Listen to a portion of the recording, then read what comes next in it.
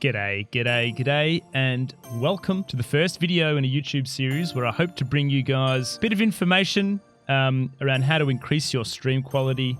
This series hopes to go through pretty much everything from the studio I've set up in my house and how to do something similar to scenes, audio, mic filters. So today we are covering Chroma Key or green screen. First of all, I do want to say that please consider liking and subscribing to the channel. It really helps smaller content creators such as myself get noticed. And secondly, if you already have a bit of an idea around how green screens work and everything else, feel free to use the bookmarks down in the description. They'll guide you to exactly where you want to go. But essentially in today's session, I want to run through basically everything. So I want to talk about common misconceptions of Chroma Key and green screen to start with. And then I want to talk a little bit about the tech and how it works. And then I want to talk about all the equipment required and budget solutions to have a fantastic looking green screen. We'll jump right in. I want to talk about a couple of misconceptions of green screens. A lot of people think they need to have brand name equipment, the green screen and the key lights, to have a good green screen. I just want to say that is 100% not true. What you're looking at right here is a green screen. This cost me less than 50 Aussie dollars. That is not including the camera, but I'll go over that a little bit later. That is including the green screen behind me and the lighting. It can 100% be done on a budget. A small fraction of the price of one bit of equipment of a brand name stuff. The second thing is that a lot of people think you need to have a good camera. That is also not true. This is the standard streaming Logitech cam that everyone uses. It's the C920. But before this camera, I used another camera, which was the model down from this, and I also achieved a good Chroma Key with that. So there will be another video where I talk about how to get your camera settings looking nice. I will not cover it in this because it's too long-winded and it'll take me too long. This is just focusing primarily on green screens. So the first thing I want to talk about is a bit about the tech, how a Chroma Key works, and what it actually does. So a Chroma Key is a piece of software or a filter that you apply to your streaming, your OBS or OBS Studio, that essentially removes one particular color from your video feed, one that you select. It can be green, it can be pink, it can be blue, it can be red. And essentially what the streamer then does is matches whatever that color is with a texture behind them. So in my case, I use a big sheet that is bright green. And then when I've removed that color from my video feed, it then chromas me. Well, it is chromed out of the image. So now it's just me that is cropped. So you'll see this all the time in TV. So a lot of news presenters obviously are standing in front of a green screen and then they impose the maps behind them. And what it allows you to do as a content creator is get very creative with your backdrops. So right now, this is a fake backdrop. I am at the beach. This is my apartment. I can also go to the bar. Hey, how you going? Oh, also second camera up there. I'm in the bar now, having a couple of beers. Or I can do something like this. How's about this? How about we go and we're sad now? Oh, I'm so sad. Oh no. Suspenseful. Or maybe even having a couple of shoeies with Frenchie. You know, the options are endless. So essentially what it does is it allows you to be way more open and, creative with your content. You can even do crazy things like pre-record yourself walking in front of a green screen, and then you can apply that video like this. This is me blowing a conch horn that I pre-recorded, and then I end up talking to myself. So the opportunities are endless, essentially, with a green screen. I think it does provide you with a lot more flexibility in your content. So that's it. I don't want to talk any more about that. I want to now jump into the next topic, which is talking about what makes up a green screen. What equipment do you need? So essentially, I think it comes down to 4 key things that make up a green screen. The first one we've kind of already mentioned, which is the camera. I will go and say I'm not going to talk about it anymore, but you do need it, obviously. Okay, the next bit is the texture or surface that is behind you that creates the color. So I'll talk a bit about that. It can be fabric, it can be paint, it can be a pop-up and down one. The third one is the lighting, and that is the most important part of a green screen, is the lighting, okay? And the fourth one, of course, is the software. And that's what I'm going to be talking to you about, your green screen / chroma key settings and how to get a really nice chroma. Point number 2 is the medium that you are using behind you to create the color that you're matching with your chroma filter. So I use green. Now, I will go ahead and say there's many ways to skin a cat here, all right? A good friend of mine, Captain Perth, go check him out on Twitch TV, uses paint. He painted the wall behind him a nice bright green color. Don't get one with sheen, get a matte finish, so that way the light doesn't shine off it. That gives you a really nice, consistent background for your green screen. Me, what I personally use is fabric. So look, I want to talk about how much money you can save here, right? So let's have a look. You can go to Spotlight, right? This is what I did. I went into Spotlight when I went to get my green screen and I said, I need 6 meters squared. I measured out my back wall. I need 6 meters squared of bright green fabric. And they had it there for $2 per meter. So I paid something like 10 Australian dollars for the fabric that I needed for my green screen. Now let me show you what it looks like behind me. I'm going to take my filter off so you can see.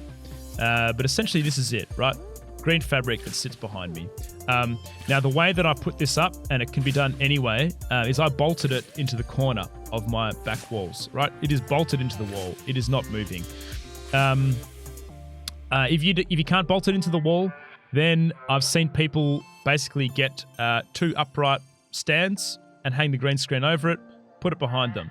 I guess what I'm trying to get at here, guys, is you don't need to go and buy a green screen. You do not. Well, an expensive one. You can do it with paint. You can do it with fabric. Anything that's going to give you a consistent color, green, blue, pink, behind you, is all you need. So just adding to that, I want to talk about the things that you are looking for on a green screen. So a couple of things. The first one being you need it to be as flat and consistent as possible, all right? So you might have seen mine. I had a couple of ripples there, but because I have such good lighting, it still chromas nicely. But you want to have it as flat and consistent as possible so that when the light hits it, there's no deviations in the light. There's no shadows or anything like that. The second thing is the color. Look, the color doesn't really matter because you can actually change that in the actual filter itself. So you can specify what color you're looking for. However, you want it to make sure that it's a consistent color. So don't go getting 2 different greens or 2 different blues or 2 different pinks that sit behind you. They need to be all the same color. All right, so that's it, guys. That's it. All right, that's really an easy one. It is not very important. Some people may think that the fabric or whatever's behind them is the most important part of setting up a chroma key. Nah, it is 100% the lighting.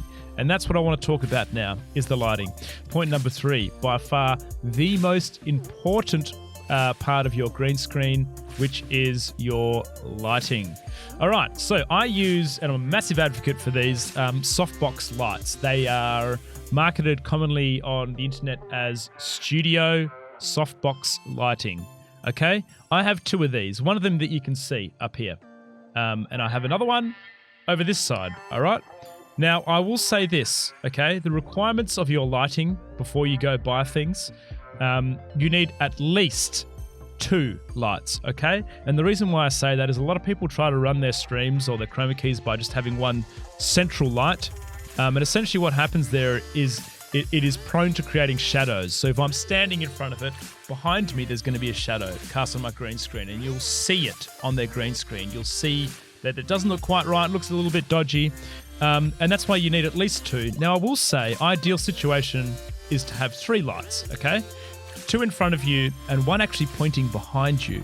And what that'll actually do is that means that your body will never cast a shadow because you've got lighted behind. I'll show you what mine does when I walk back on it, right? See how it starts? You can see it? If I had a light behind me there, that wouldn't happen. Okay, it's fine when I'm standing here and I can walk around and I can be an idiot and do stuff, but essentially, eventually I'd like to upgrade. Now let's talk about the actual lighting solutions and how I can save you $300 odd on lighting, okay? A lot of people use brand name lighting. The most popular one is the key lights, right? They retail for about $350 per light. Okay? Put this into perspective for you. You need 2 of them, right? To have adequate lighting. That's nearly $700 alone in lighting, which is just absolutely crazy to me. These softbox lights that I use, it's a high voltage halogen globe in a box that has almost like a foil in it that directs the light outwards, and then it has a nice, the term softbox, but a softbox of white on the front that ensures a nice even light flow. Now let me show you how much these retail for. Anywhere between 30 Aussie dollars and 99 Aussie dollars for 2. Absolute bargain, okay? And I can stand by these. They're good. They do what you need it to do. So I think that's pretty much about it on point number 3, which is the lighting. I just want to just bring it all back in and talk about the main points. Softbox lighting. Essentially with your lighting, you want to have a nice, even light source on the green screen behind you. So when you look at it, you don't want to see one bit that's brighter than another. You don't want to see any shadows. You need to make sure the lighting source that you do have casts an even white light, okay? So you need at least 2 lights, maximum of 3 lights, and you need to have them on either side of the screen. That is it. So let's talk about point number 4 now, which is green screen settings. I use Streamlabs, but I know that this guide will also work for Streamlabs OBS and essentially any other form of Chroma Key that you're trying to use. It's all pretty universal information. So let's have a look. Now, I have turned my Chroma Key off, and I'm going to set up another Chroma Key for you to show you how to do it. Essentially, you want to click on filters. Now, before I go into this, I just want to reiterate that creating a Chroma Key is software related, right? It's got nothing to do with your camera. You need to, just like adding a noise gate or a filter to your mic, you need to add a filter to your video source. So I'm not going to go and tell you how to add a video source to OBS. I assume you guys can already do that. But essentially what you want to be doing is right-clicking on your video capture device, going into filters, right?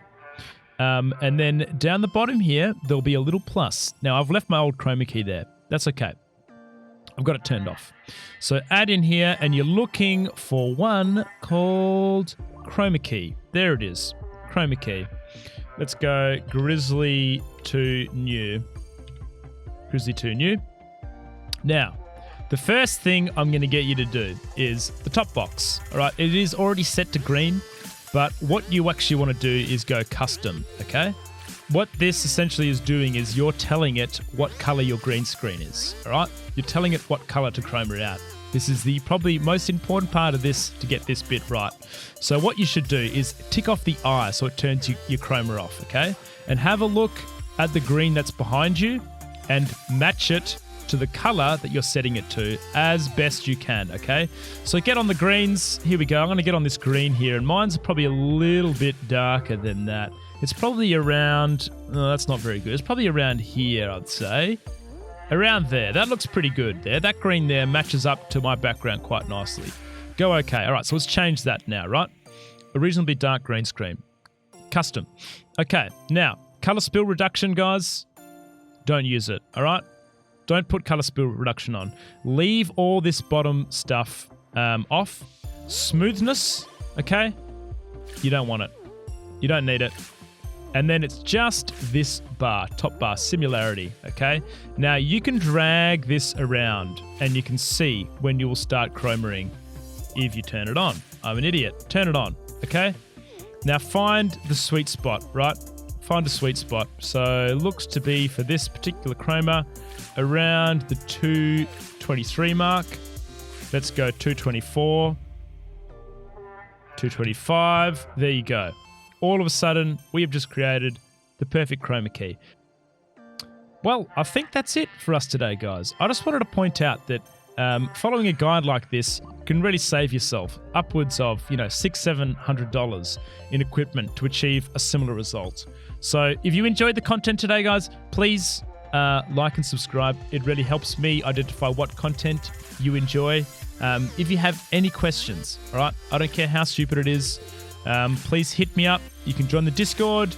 You can hit me up via DMs. You can comment below, and I'm happy to answer your questions. The next video I'm going to bring you guys is going to be about the microphone filters, plugins, budget options on good microphones that I can recommend. So please subscribe so you can catch that one next time. My name is Grizzly. I stream all through the week on Twitch TV/GrizzlyGaming86, 7 p.m. Australian Western Standard Time. So catch me there. Otherwise, I'll see you guys next time. See you later.